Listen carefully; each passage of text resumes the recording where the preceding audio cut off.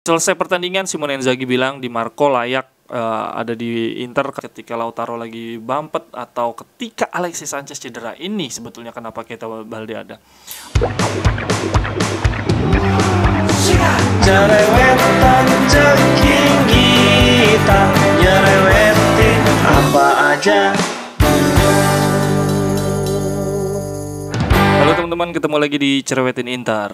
Tadi dini hari ada pertandingan Inter versus Lugano. Pertandingan yang selalu dilakukan setiap tahun. Gue gak tahu ada hubungan apa sih Inter sama Lugano. Itu selalu jadi pertandingan pembuka. Dan logonya Lugano tuh Inter banget. Semalam yang jadi starter di posisi kiper ada Samir Handanovic, main 3-5-2, formasi andalannya Simone Inzaghi.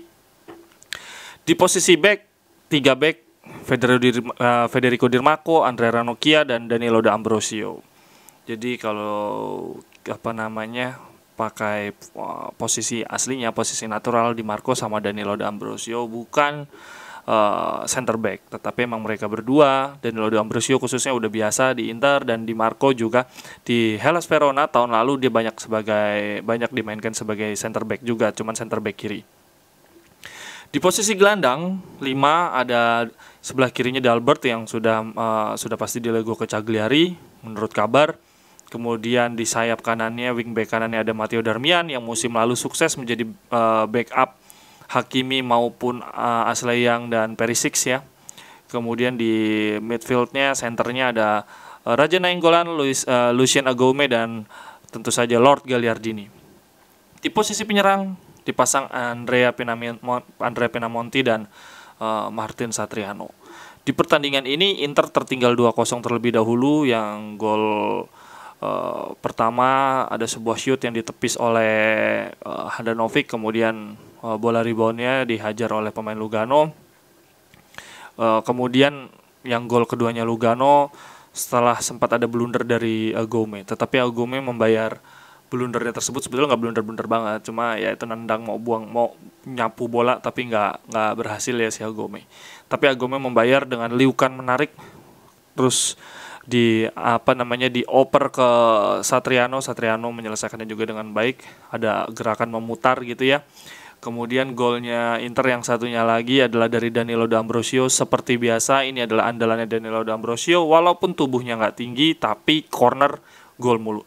Dan yang ngambil corner adalah Federico Di Marco. Selesai pertandingan, Simone Inzaghi bilang Di Marco layak ada di Inter karena musim lalu mainnya bagus banget di Hellas Verona, dan di preseason juga menurut Simone Inzaghi Di Marco mainnya bagus. Jadi menurut gue ini adalah sinyalemen Di Marco akan bertahan, dan gue sangat setuju. Kenapa? Karena dia multifungsi, bisa main di wingback dan juga di center back seperti Kolarov lah gitu, ibaratnya Kolarov versi pendek, karena dia selain kidal bisa main di semua posisi. Di sisi kiri juga jago set piece ya, jadi persis Kolarov. Ini juga bisa menjadi alternatif kalau ada butuh tendangan free kick yang ada di sisi kanan ya. Harusnya kalau di sisi kanan kan yang ambil pasti pemain-pemain kidal. Jadi Di Marco bisa menjadi salah satu opsi, karena bila di sisi kanan kita punya Hakan Çalhanoğlu. Hakan Çalhanoğlu sama Sensi nggak main karena ada saudaranya yang nikah.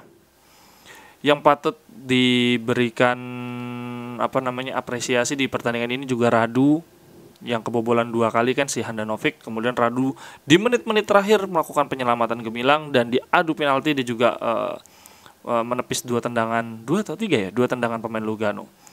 Kemudian Agoume asis, Satriano ngegolin. Banyak yang bilang saatnya Satriano jadi pemain first team bukan pemain inti ya, tapi ada di squad utama, setidaknya jadi penyerang keempat. Gua jujur aja, kita ini posisinya ingin mempertahankan Scudetto dan ingin berbuat banyak di Liga Champions. Syukur-syukur di Coppa Italia juga kita bisa dapat gelar. Artinya skuad kita harus perbaikan dari musim lalu. Tapi kalau yang masuk skuad utama jadinya Satriano atau Salcedo, kemudian Di Marco jadi pemain utama sebelah kiri, terus ada isu juga Keita Balde dan Nandes. wah ini bukan perbaikan skuad utama nih. Kita itu mungkin kalau jadi bench, ya kalau Keita Balde sama Nandes jadi bench menurut gua itu upgrade.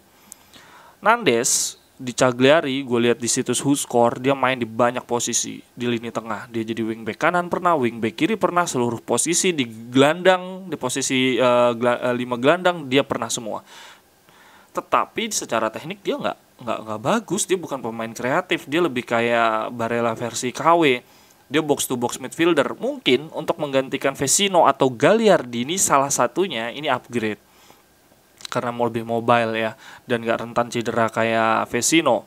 Tetapi kalau dia sampai jadi pemain inti, wah bablas. Kita sisi kanan kita baru aja ditinggal salah satu pemain bintang kita, Hakimi. Jadi kita harus ganti pemain yang levelnya juga level utama, level pemain bintang. Sementara Nandes jauh banget dari Hakimi.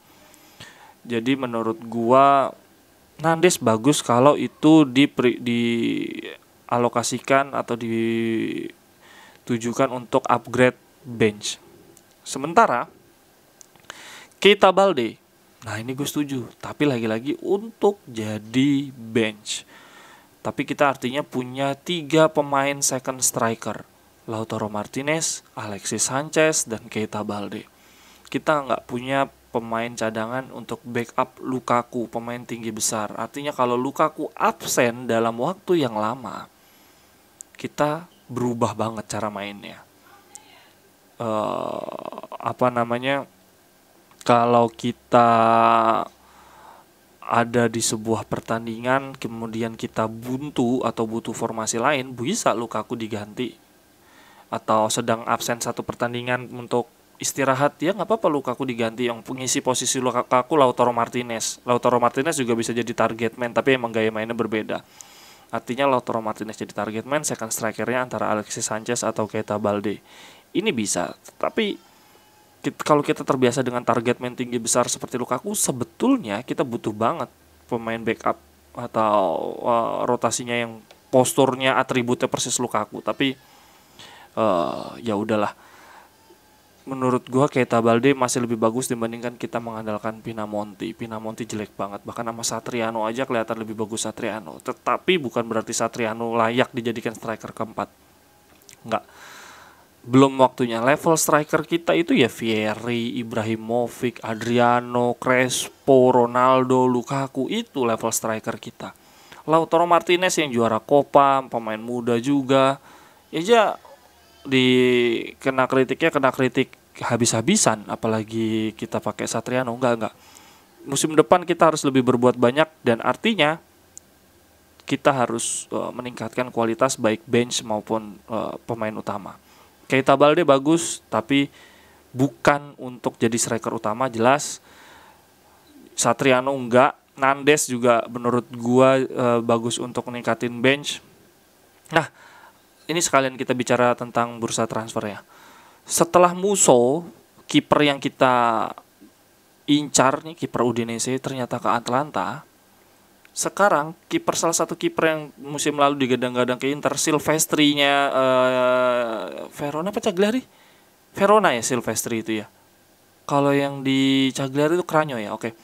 Silvestri-nya Verona. Gue jadi lupa. Silvestri-nya Verona ya. Dia justru ke Udinese gantiin Musso dengan harga cuma 2,2 juta. Setelah Musso yang kita incar ke Atalanta, ke kompetitor kita secara langsung, sekarang tinggal sisa Silvestri pun ke Udinese. Artinya kiper yang musim lalu tampil gemilang dan digadang-gadang ke Inter sedang musnah semua, tinggal Cranio. Padahal harga 2,2 juta tuh ya murah lah untuk sekedar jadi backup, bagus dibandingkan Radu aja. Musim lalu Conte nggak percaya sama sekali sama Radu. Ini sekarang kita gimana nih? Kiper ketiga sudah pasti Kordas. Sekarang penasaran nih, Radu gimana? Kemudian ada isu juga sebelah kiri hampir pasti Inter mendekati Alex Telles.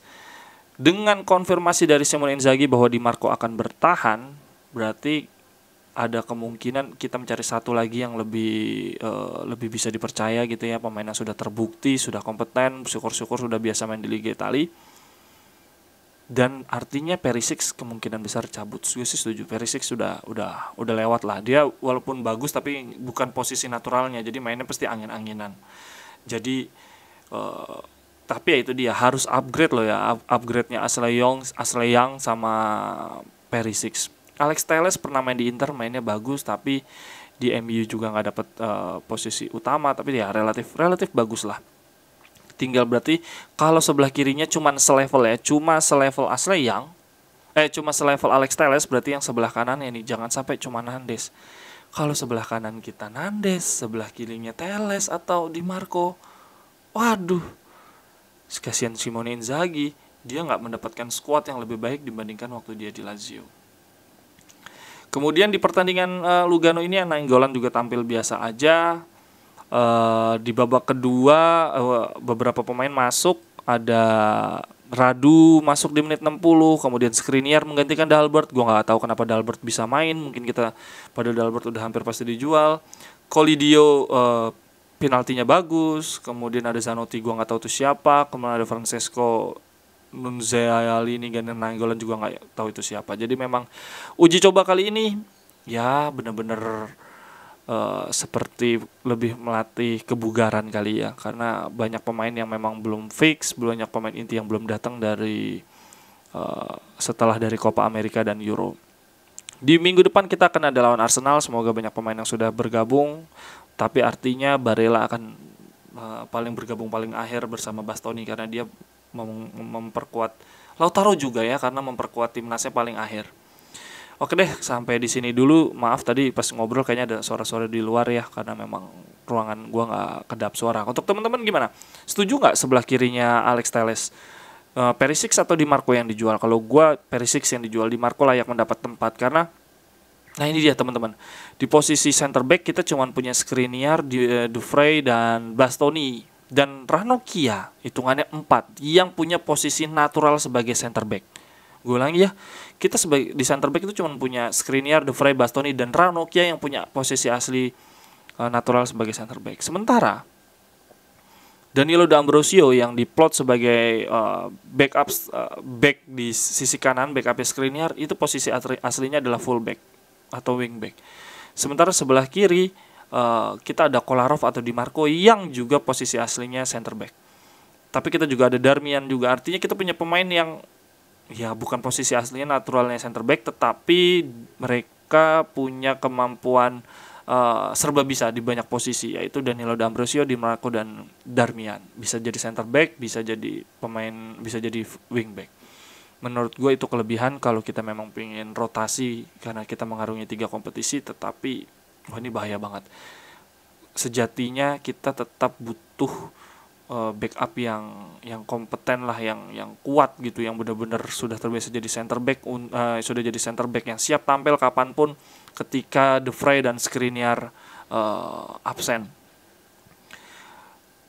Sudah deh, menurut gue sampai di sini dulu. Untuk teman-teman lagi-lagi, apakah Keita Balde setuju untuk posisi striker keempat? Gue setuju banget buat masuk di babak kedua untuk menambah dimensi yang berbeda ketika kita mengalami kebuntuan, ketika Lautaro lagi bumpet, atau ketika Alexis Sanchez cedera. Ini sebetulnya kenapa Keita Balde ada.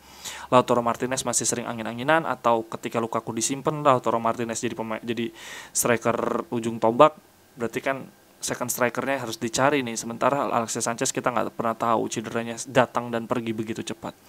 Sampai ketemu di cerewetan Inter berikutnya. Bye-bye, thank you. Cerewetan ceking kita, nyerewetin apa aja.